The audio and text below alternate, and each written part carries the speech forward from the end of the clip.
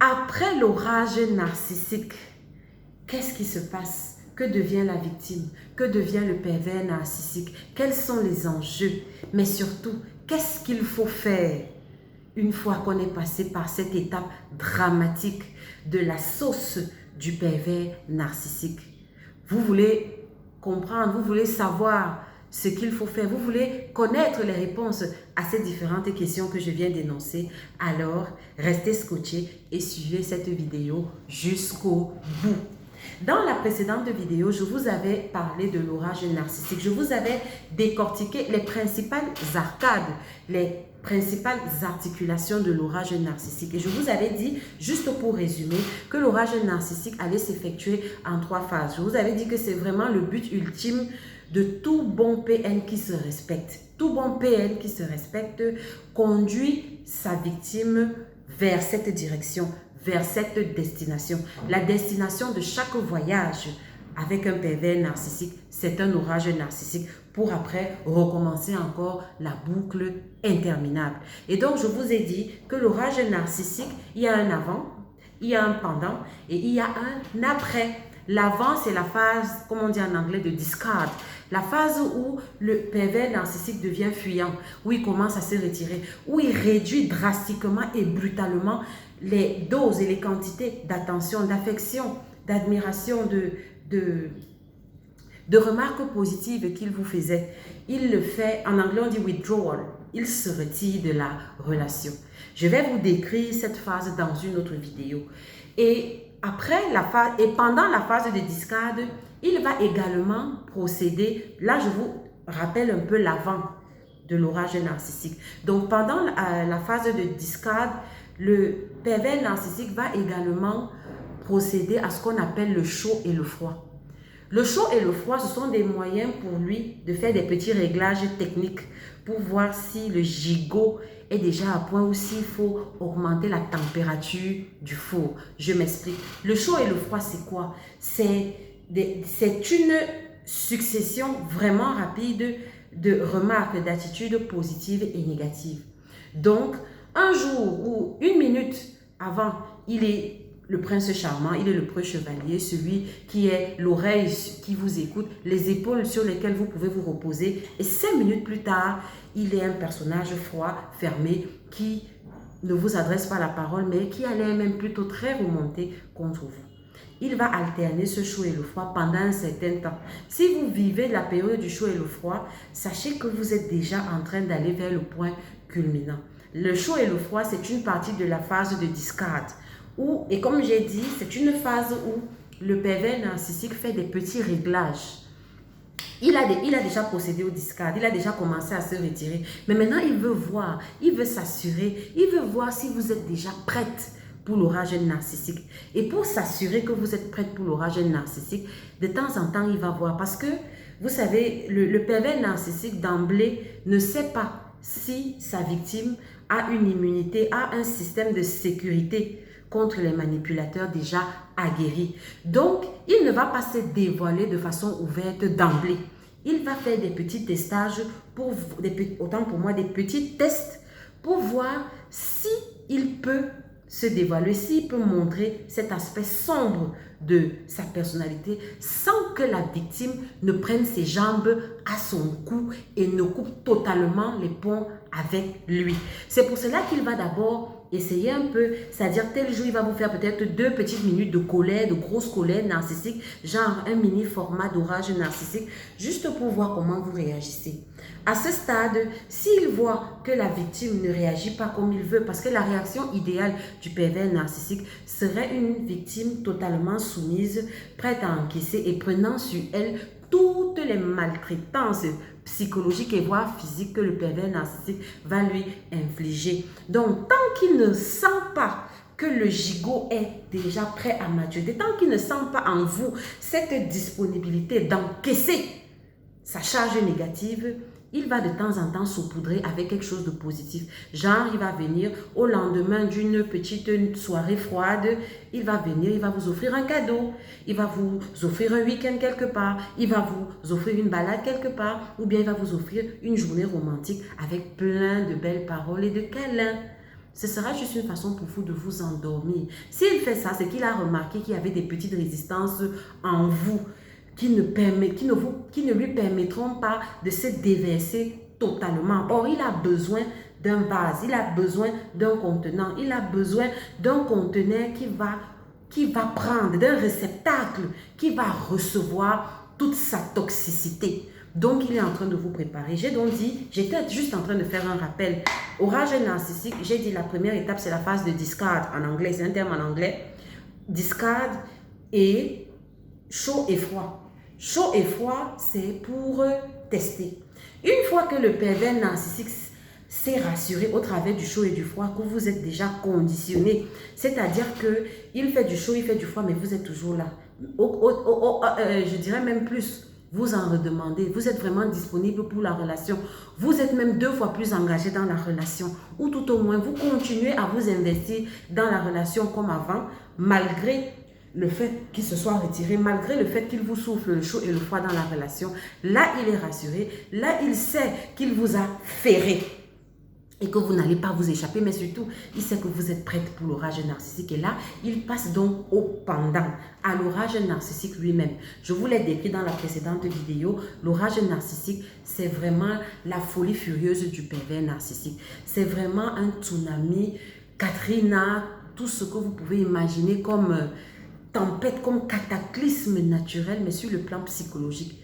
Il va se déverser sur vous. Vous allez sentir déferler sur vous des vagues rageuses, haineuses, de colère, d'insultes, d'injures à votre personne. Mais, comme vous avez déjà été au préalable conditionné, ça ne vous fera pas prendre vos jambes à votre cou. J'illustre ça par une autre image. Si vous marchez en route, par exemple, disons même si vous vous retrouvez dans votre lieu de service et qu'un personnage lambda que vous ne connaissez pas entre dans votre bureau et se met à vous insulter copieusement pendant 10 minutes, est-ce que vous allez même le laisser aller jusqu'à 5 minutes? Qu'est-ce que vous allez faire? Mais vous allez appeler la sécurité pour qu'on le dégage, pour qu'on le fasse sortir. Ça, c'est votre réaction normale.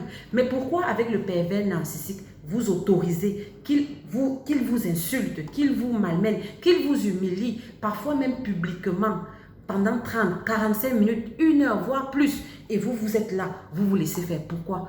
Parce que vous avez d'abord été conditionné par toutes les phases que j'ai antérieurement citées.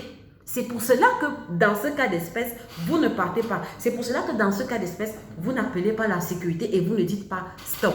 Ce que en principe vous devriez faire. Et donc c'est ça qui donne le bonheur du pervers narcissique. Donc, je rappelle un peu avant d'entrer dans le vif du sujet de cette vidéo qui est de savoir comment on gère l'après-orage narcissique. Vous devez déjà comprendre les dynamiques d'énergie qui se passent pendant l'orage narcissique. Je l'ai dit dans la précédente vidéo, mais j'approfondis un peu le sujet. Pendant l'orage narcissique, vous allez libérer une dose phénoménale, une charge phénoménale d'énergie. Pourquoi? Quelle que soit la modalité que le pervers narcissique va vous servir, quel que soit le sujet qu'il va vous servir, en termes de critique ou d'injonction paradoxale, si vous voulez comprendre à quoi renvoient ces deux termes, retrouvez-vous dans la précédente vidéo qui parle et qui décrit l'orage narcissique. Vous allez comprendre ce que ça signifie. Donc, je disais que quelles que soient les modalités que le pervers narcissique va choisir de vous servir pendant l'orage narcissique, il y a une chose qui est commune à toutes ces modalités, c'est que vous allez réagir. Une personne normale ne va pas accepter qu'on l'insulte sans qu'elle réagisse. Si c'est une critique, s'il vient par exemple et qu'il vous dit, et il va toujours vous donner, par exemple en termes de critique, il va toujours vous donner des remarques vraiment très fortes qui sortent du commun et qui ne collent carrément pas avec votre personnalité. Dans la vidéo précédente, j'ai dit par exemple que vous êtes une dame arrogante. Vous voyez, il va prendre des termes forts pour vous choquer. Il va dire, par exemple, tu es une femme négligée. Tu es une femme désordonnée, alors qu'il sait que vous êtes une femme très rangée et très ordonnée. Il va faire exprès pour vous amener à réagir. Et cette réaction sera d'autant plus violente que le sujet qui vous aura servi le sera. Pareil pour l'injonction paradoxale. Quand le pervers narcissique vous sert une injonction paradoxale, d'emblée, vous avez déjà perdu la partie. D'emblée, c'est-à-dire qu'à la seconde où vous acceptez de répondre, d'emblée, vous avez déjà perdu la partie. Et donc, ce sera un échange. Ce ne sera pas de la communication. Le pervers narcissique ne fait pas dans de la communication. Il fait des échanges verbaux pour la beauté de s'échanger verbalement dans la violence psychologique. Voilà la caractéristique. Voilà le goût. Le goût préféré du pervers narcissique, des échanges stériles, où vous allez juste vous aboyer l'un sur l'autre pendant toute une soirée. Et au terme de cela, vous allez vous retrouver juste épuisé.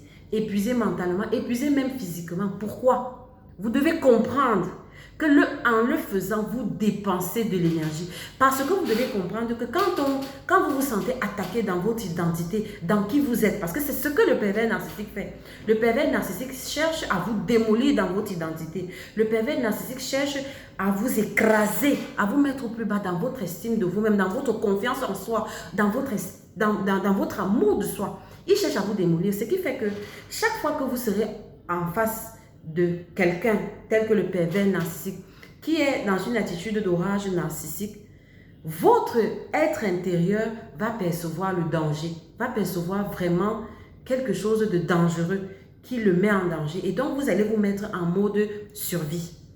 Vous allez vous mettre en mode survie. Et sur le plan physiologique, c'est le cerveau primaire qui va prendre le relais.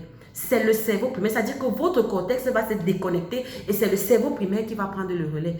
Vous allez sentir votre cœur battre très fort, vous allez avoir des bouffées de chaleur, vous allez même avoir de la sueur, votre débit vocal même sera rapide parce que l'émotion va prendre les commandes et ce sera des émotions extrêmes. Et donc, comme je dis que c'est le cerveau primaire qui va prendre le contrôle, vous imaginez bien que le cerveau primaire va libérer quoi? Va libérer de l'adrénaline, l'hormone du stress, va libérer du cortisol. Vos surrénales vont libérer, les glandes surrénales vont libérer le cortisol.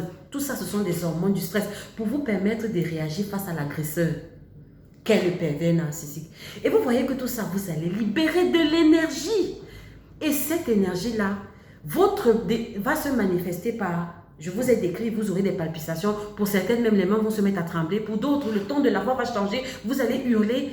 De toute façon, même votre mimique, votre expression faciale va changer. Le désespoir, la colère, la peur, tout ça mélangé, toutes ces émotions sombres mélangées vont se succéder tour à tour sur votre visage, vont s'exprimer, vont se manifester. Et le pervers narcissique sera heureux de s'asseoir et de jouir du spectacle, de vous voir passer par tous les états que lui, il aura volontairement provoqués en vous, en appuyant sur vos boutons. Et c'est pour cela que vous allez donc vous retrouver à la phase de l'après-orage narcissique. Après l'orage narcissique, ce qui se passe, vous avez libéré de l'énergie, donc vous êtes au plus bas. Déjà sur le plan physique, vous allez sentir une asthénie, vous allez sentir une fatigue, voire même des céphalées intenses. Vous allez sentir de la migraine, vous allez vous sentir déboussolé. Votre regard sera vitreux, vide, comme ça, là, perdu dans l'espace. Vous allez vous sentir légume parce qu'il vient de vous aspirer de votre énergie. Vous serez au plus bas. Et comme j'ai dit, à ce moment-là, regardez très bien votre pervers narcissique. Vous allez remarquer que la bête furieuse que vous aviez en face de vous 5 minutes plus tôt, c'est plutôt adouci. Son visage, c'est comme si il s'est déchargé d'un poids mental qu'il avait. Sauf que ce poids mental qu'il avait, il s'en est déchargé sur vous. Vous êtes son réceptacle. Vous êtes sa poubelle. C'est sur vous, c'est en vous qu'il a versé, qu'il s'est vidé. En fait, vous avez l'impression que vous l'avez libéré de quelque chose qui le maintenait captif, qui le maintenait furieux et angoissé. Et quand vous allez le regarder, vous allez voir, il aura l'air, ses traits seront beaucoup plus détendus, il aura l'air même beaucoup plus apaisé. À la limite même, de façon ironique, vous pourrez même lire de l'empathie dans son regard. Ah oui, vous pourrez même lire de l'empathie, comme s'il compatit à la douleur qu'il vient de vous infliger. Mais de qui se moque-t-on? C'est ce que le pervers narcissique va présenter pendant la période de l'après. Vous devez bien comprendre ça. Et donc, le pervers narcissique, en fonction de ses humeurs et en fonction de ce qu'il aura senti en vous, après l'orage narcissique, il y aura 2 modes. Si il estime que le gigot n'est pas encore vraiment à point, il va se retirer. C'est-à-dire qu'il va encore vous faire passer par la phase de discard. il va bouder, il va couper les ponts, il va disparaître, il va vous laisser un peu seul en fait, il va vous oublier. Il va passer. Vous aurez l'impression qu'il est passé à autre chose, qu'il est en train de faire sa vie. Si vous voyez qu'il fait ça, ça veut dire que, en fait, l'orage narcissique a été tellement violent que il vous a brutalement retiré 80% de votre énergie.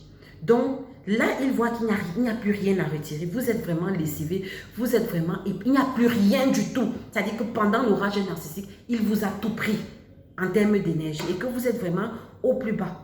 Or, le pervers narcissique a horreur de ça. Donc, il va d'abord vous laisser le temps que vous récupériez un peu et que vous vous rechargiez un peu d'énergie. Lui, il va un peu papiller dans son harem parce que vous devez savoir que le pervers narcissique n'a pas qu'une seule source d'énergie, il n'a pas qu'une seule proie. Il a tout un harem. Il a sa proie principale qui est sa piste d'atterrissage. Mais de cette piste d'atterrissage-là, la piste d'atterrissage est aussi un peu comme, je donne une image, la pointe sèche d'un compas. C'est vraiment sa base sur laquelle il va s'appuyer pour maintenant graviter et papillonner dans le reste du monde comme un Magellan ou un Don Quichotte ou un Don Juan, c'est selon. Ça dépend de quel côté, de quel filtre vous voulez voir le pervers narcissique. Donc, et ça, je vais vous le détailler dans une autre vidéo, le pervers narcissique et son harem. C'est un serial cheater. Retenez-le. Je ferme la parenthèse. Et donc, s'il se rend compte qu'après l'orage narcissique, vous êtes vraiment épave, vous êtes un légume, donc qu'il a été très violent, il va d'abord vous fuir. Et surtout s'il se rend compte que bon, sa manœuvre narcissique tout autour de vous a tellement bien marché que vous n'avez pas de ressources. C'est-à-dire que vous n'avez pas un ami, une amie, des personnes sur qui vous pouvez compter qui vont vous recharger. Vous avez tout coupé. Vous avez fait de lui le centre de votre vie. Vous n'avez même pas d'activité. Vous n'avez pas d'autre vie en dehors de lui. Là, c'est un pervers narcissique qui est sûr de lui et qui est confiant. Il va vous jeter dans la poubelle et il va partir papillonner ailleurs. Mais s'il se rend compte qu'il ne vous a pas encore suffisamment serré, que vous pouvez encore compter sur des personnes extérieures à lui pour vous recharger, pour vous ressourcer, de peur que vous ne vous connectiez à cette personne-là, de peur que vous n'ouvriez les yeux sur l'abus, sur le drame que vous êtes en train de vivre, alors il va rester. Il ne va pas vous fuir, au contraire, il va vous coller. Et il va vous coller d'une façon genre, à peine même 10 minutes ou 30 minutes après avoir commis son forfait, c'est le prince chevalier que vous voulez voir à genoux, le genou au sol, une rose dans le bec, en train de vous demander pardon. Le monde à l'envers. Le gars va vous demander pardon.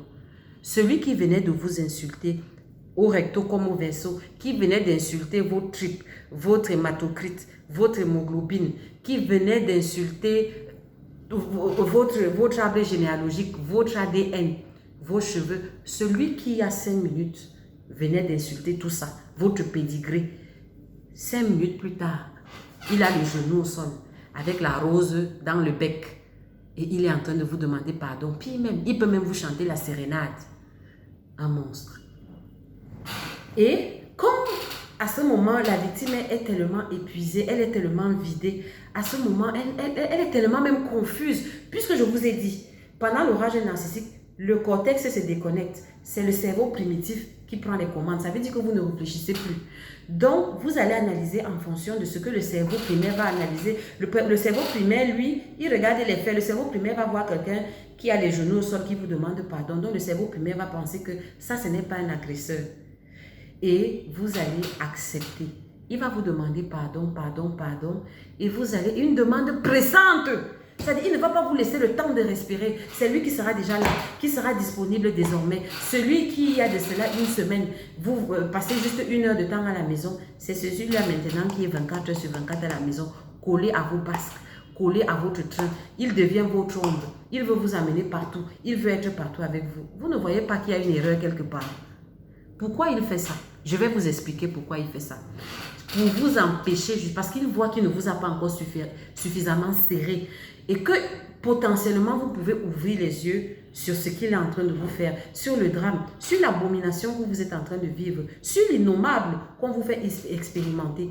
Alors, il vous colle au train pour vous fermer les yeux, pour vous empêcher de réaliser le film d'horreur dans lequel il vous fait tourner, lui étant le réalisateur. Il vous colle au train pour que vous n'ouvriez pas les yeux. Il vous colle au train, mais surtout, L'autre enjeu, et ça, c'est vraiment la cerise sur le gâteau, c'est pour avoir son dessert. Je vous ai dit que l'enjeu pour le pervers narcissique, c'est essentiellement l'énergie. Donc, après l'orage narcissique, si le PN se rend compte qu'il ne vous a pas suffisamment vidé et que vous avez encore de l'énergie à vous, soyez-en sûrs, vous allez me demander comment ils font. Ils ont le flair, ils le sentent. Qu'ici, là, il y a encore du jus. Il y a encore du jus. Alors, il va vous coller au basque. Parce que je vous donne l'image.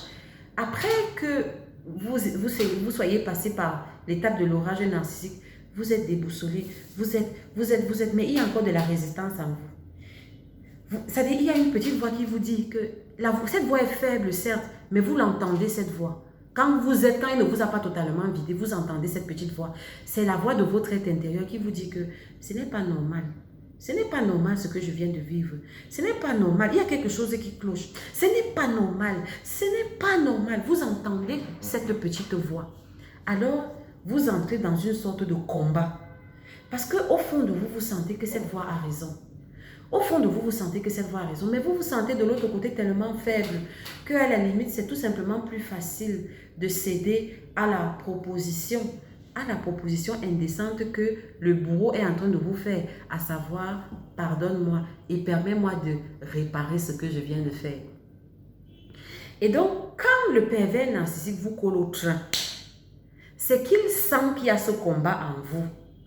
Et je vous ai dit que le but du pervers narcissique, c'est de vous détruire. Et pour vous détruire, c'est tout simplement vous amener à aller à contre-courant de vous, à contre-courant de vos intérêts. Je ne sais pas si vous comprenez ce que je veux dire.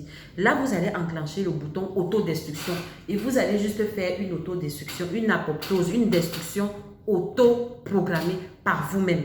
Ça, c'est vraiment le but ultime du pervers narcissique, que vous vous détruisiez par vous-même. Donc, il va jouir de ce spectacle, c'est-à-dire qu'il vient, il te demande pardon, il te dit qu'il est désolé et il lit dans ta mimique, dans ton expression, le combat que tu es en train de faire avec toi-même. Il lit, il voit, il sent qu'il y a quelque chose en toi qui te dit que ce n'est pas normal. Mais de l'autre côté, il sent comment tu te sens faible et que tu vas accepter la petite sortie, le petit restaurant qu'il te promet, je ne sais pas quoi, le petit week-end en amoureux qu'il te promet.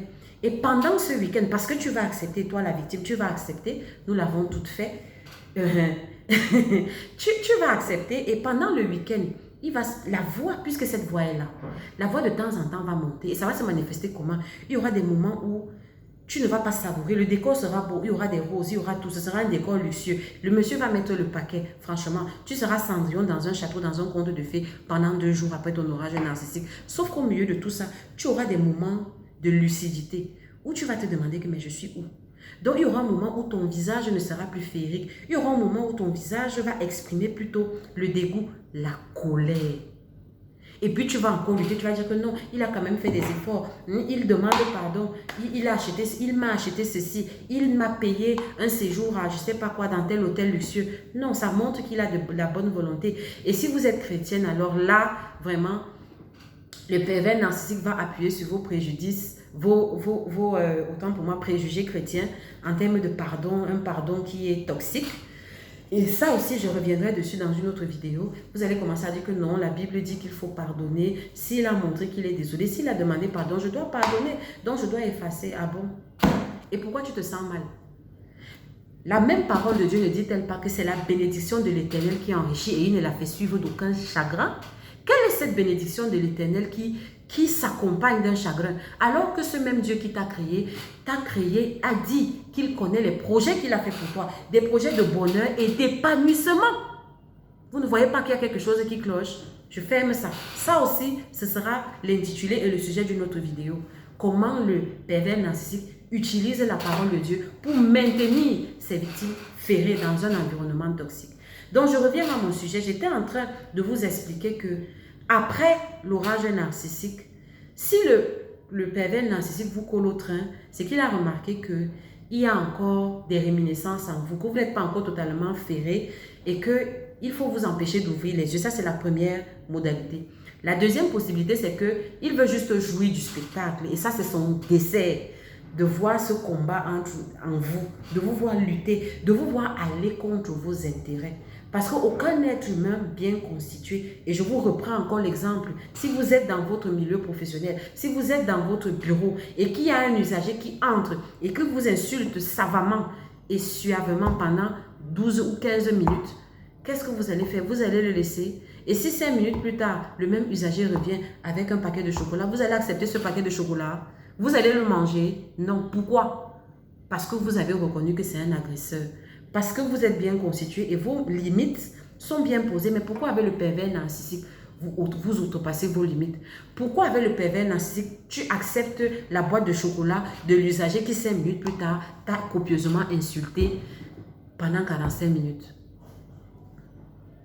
Et le pervers narcissique va donc jouir du spectacle. Ceci étant dit, je vais donc aborder ce qu'il faut faire. Vous avez bien compris, dans chaque étape de l'orage narcissique, il y a des choses à faire. Il y a des choses qui peuvent être faites par la victime du pervers narcissique. Si vous avez compris ce que je viens de vous expliquer, la conduite à tenir se déduit d'elle-même. Premièrement, pendant la phase de discard, on ne supplie pas le pervers narcissique. On ne redemande pas sa dose. On ne manifeste, c'est-à-dire vous allez apprendre à vous calmer. Même si vous sentez le manque, même si vous sentez que ouais, vraiment, j'étais déjà habituée, il m'appelait 10 fois par jour, apprenez à vous occuper. Apprenez à vous satisfaire de votre propre compagnie et de votre propre présence. Bref, apprenez à avoir votre vie. C'est ça la clé. Donc, pendant la phase de discard, chose à ne pas faire, on ne court pas derrière un pervers narcissique. On ne réclame pas sa dose. On ne réclame rien. C'est-à-dire qu'en fait, vous devez en faire un non-événement. Et quand il va se rendre compte de ça, il va commencer à souffler le chaud et le froid, le chaud et le froid. Le chaud et le froid, pareil. Pour ne pas participer à ça, il ne faut pas accepter les cadeaux du pervers narcissique. On n'accepte pas les cadeaux d'un pervers narcissique. Accepter les cadeaux d'un pervers narcissique pendant la période de chaud et de froid, c'est déjà entrer dans la sauce, je vous l'ai dit. Parce que mentalement, vous allez vous sentir redevable. Et c'est ça qui va vous permettre d'accepter et d'encaisser plus tard l'humiliation et la torture psychologique qu'on va vous faire subir durant l'orage. Voilà. Et durant l'orage narcissique, quelle est la stratégie qu'il faut adopter si on est en face de soi? Si on sent que le gars, le pervers narcissique, quand je dis le, vous avez déjà compris, c'est il comme elle, la perversion narcissique n'a pas de sexe. Il ne faut pas réagir. Vous devez apprendre la maîtrise de vous-même. Vous ne réagissez pas. Il vous fait une critique.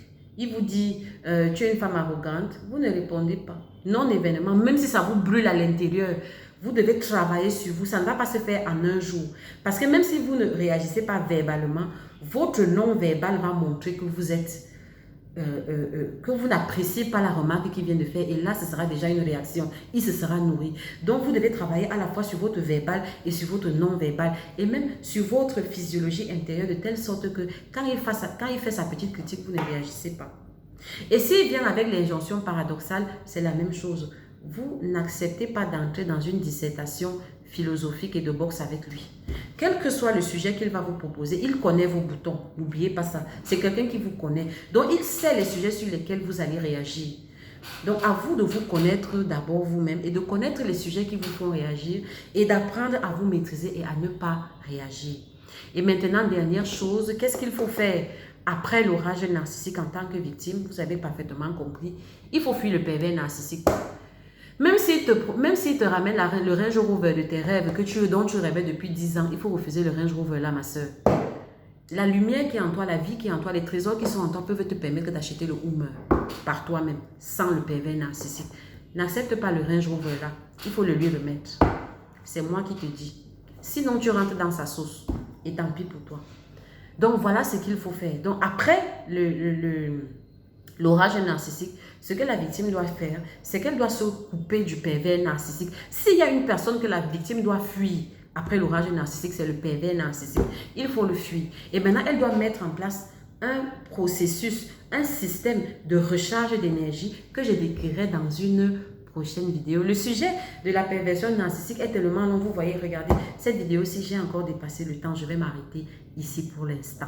Donc, si cela vous intéresse, vous pouvez me dire dans les commentaires les sujets que vous voulez que j'aborde. J'en ai donné pas mal comme piste, comme mise en bouche tout au long de cette vidéo. Sinon, je suis Marie Eboudi Akono. Que Dieu vous bénisse. À une prochaine vidéo. Ciao.